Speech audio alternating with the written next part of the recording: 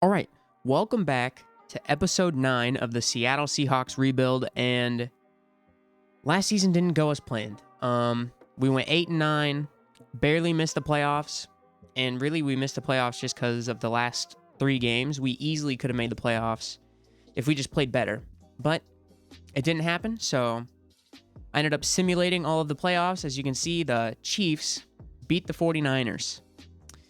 Isn't that just so original?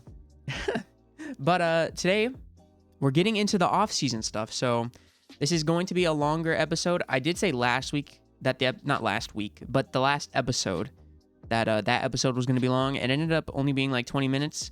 This episode is definitely going to be long because we're getting through the entire off-season.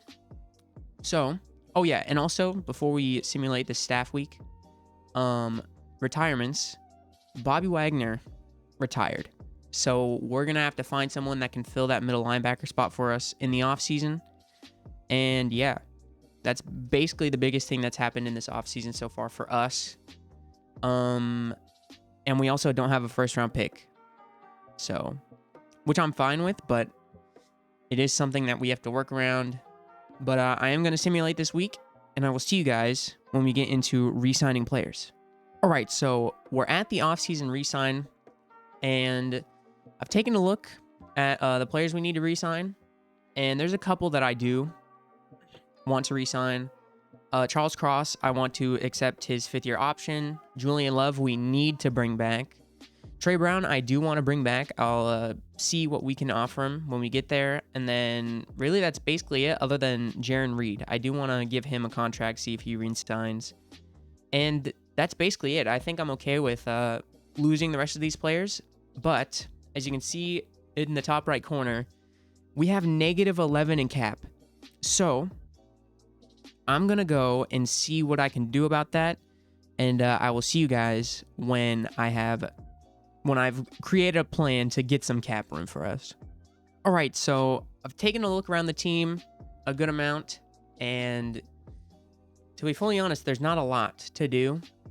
But the one thing that I have decided on is we are going to be releasing Tyler Lockett, which is a big release. She's an 85 overall, but it saves us basically 17 million in cap. So we are going to be releasing him, and that should get us some cap. I'm not sure how much though. Yeah, we have 5 million, so still not a lot. But that's literally the only thing I've seen that I've been like, that's something we can definitely do. There's not a lot of players that I can restructure. Gino, I already restructured, so I can't do him. I also thought about releasing Gino, because he is only a 74 overall, which is not good. But then we are really putting faith into nobody, because we'll have no quarterbacks if we release him, because I'm not re-signing Drew Lock. So then we'd have to hope that there's a quarterback in free agency, or we'd have to hope that a quarterback in the second round is somewhat good. So I'm still going to think about this, but I am going to try to re-sign some of the players with the little amount of cap that we have at the moment. And the first person I do want to try to re-sign is Julian Love, because we do need to bring him back. Yeah, we're going to have to make up another, 5 million in cap, and he still might not even sign. All right. I'm going to go through a little bit more, and I'm just going to see what else I can make up in cap really quick. All right, so I've done a little bit more. I restructured some deals, and now we have 13.7 million in cap, which is still not a lot, but I do need to bring back Julian Love, and that's our first main thing that I want to do. He's not interested, which makes me believe he's not going to take this medium risk. So I am going to give him a player-friendly. This is low risk. He still might not even accept this, but hopefully he does. Oh, he doesn't accept. That's not good. We need him. How much is it to franchise tag him? 13 million? No, we're not going to franchise tag him. All right, well, we don't get him. We have to go after him in free agency because we need to bring him back. Trey Brown, he's kind of interested. Let's see if he'll take like a cheaper deal. Something like this. I don't think he will, but we can just see. He doesn't accept either. Jaron Reed, he's older. He also wants to play, so I'm just gonna give him a medium risk here. And he's back. So we have re-signed one guy, and I also accepted Charles Cross's 5th-year option. So he's back on the team. And that's basically all I want to re-sign. Because I don't... How much is the franchise tag him? 23? No. All right. Well, those are 2 guys we're going to have to go after in free agency. Didn't get the best of luck re-signing guys. But we are getting into free agency next. So I will see you guys once we're there. All right. Getting into some of the free agents. And there are some big name free agents this year. Creed Humphrey is up here to 94. But he doesn't want to... He's not really interested. And then I did take a look at Javon Holland. He was a guy I was thinking about going after instead of Julian Love. But we just do not have the money to go after a top free agent at the moment. So I offered Julian Love a contract. It's not a good contract because we just can't afford anybody. But I am hoping that he will sign it at some point. Of course, it's not a guarantee. But did he sign it? He did. Okay. Julian Love is back on the Seahawks. That legitimately might be the only thing we're going to be able to do this offseason. I mean, we just can't really do anything else. And, I mean, this might be our last year to compete because next year, a lot of our top guys are on their last year of their deals. And we're going to have to pay all of them if we want to keep competing. But I think that's literally it. We have $500,000 in salary cap. We might start looking for some trades. Maybe trade for a first-round pick. I haven't really taken a look at the players.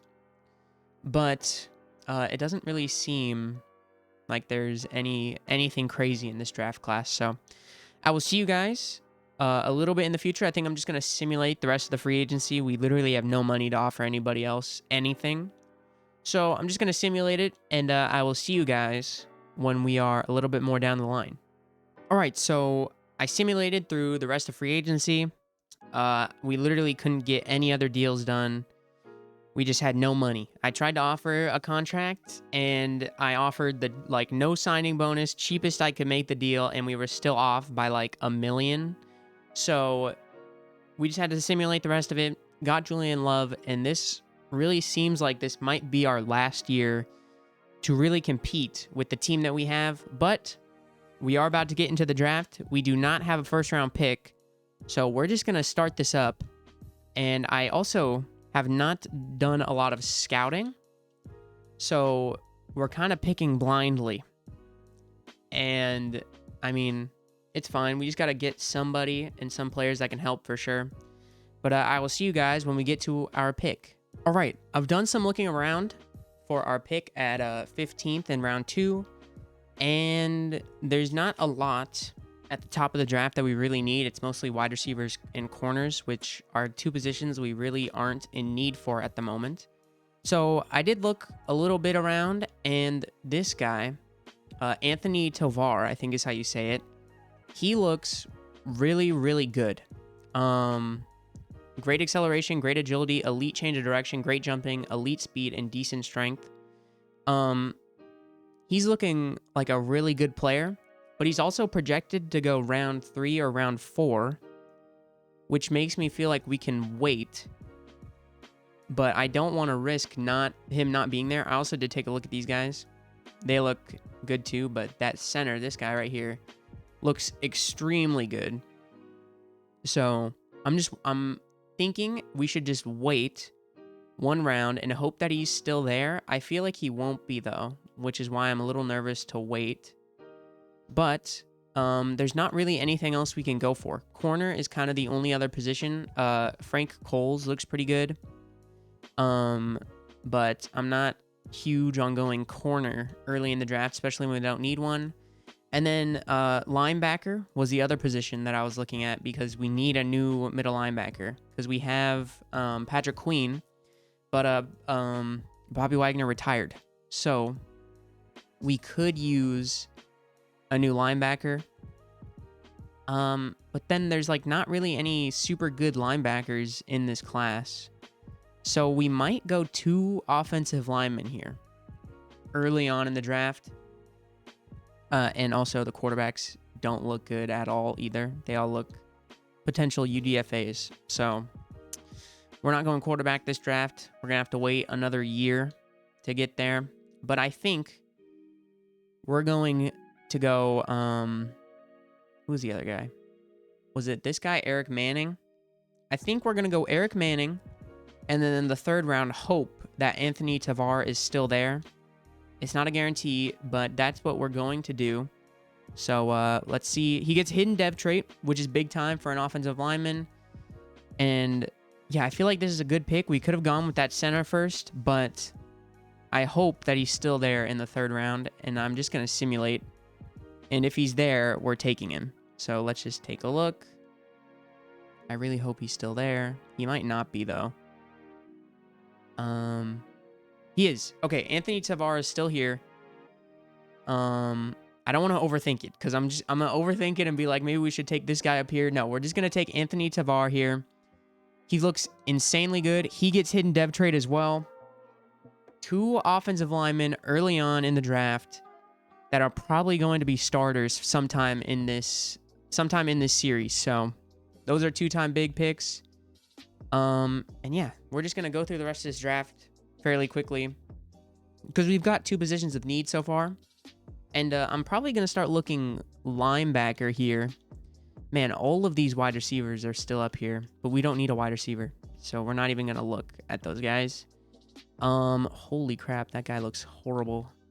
I mean, yeah, we're not going to take any chances on these guys because, I mean, they're just probably not going to be good, to be fully honest. And we do need a quarterback, but we don't need a quarterback bad enough where we're going to draft an undrafted free agent player in the 4th round. If they're still there in like the 7th, we might take a look, but we're definitely not picking them here.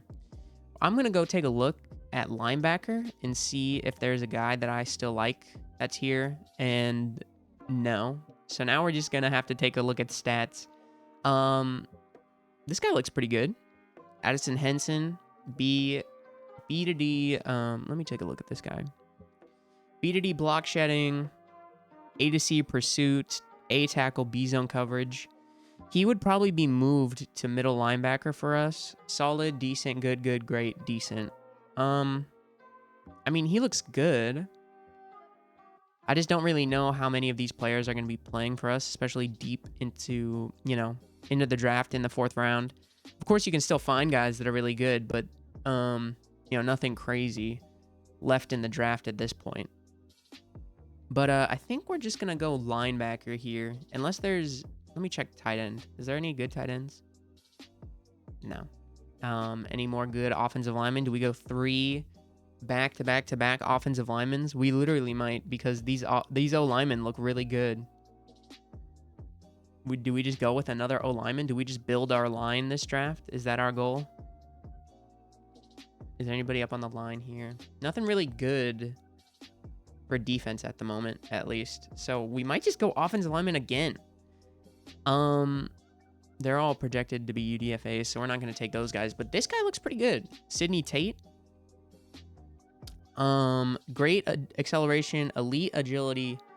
This guy looks really good. We're going to go... No way, man. Okay, we're going 3 offensive linemen early. We're going to take him. Hidden dev trait again. I don't know if it's just likely in auto-generated draft classes, but we have 3 hidden dev trait players, all offensive linemen. This draft is going pretty good so far. I feel like now at this point in the draft, though, we do have a pick in the 6th round. We don't have our 5th round pick. But at this point in the draft, we're just going to take, best player available probably, just to see what we can get. I don't really want to go wide receiver, though. That's kind of the least player I want to go for. Is there anybody left? Free safety. He looks all right, I guess. Let's just take a look. This guy looks good. Oscar Patrick. He looks fine, but he also slipped to the 6th round. He was projected to be round 3, round 4, which means he's probably not too good. Anything back here would be a surprise. Yeah,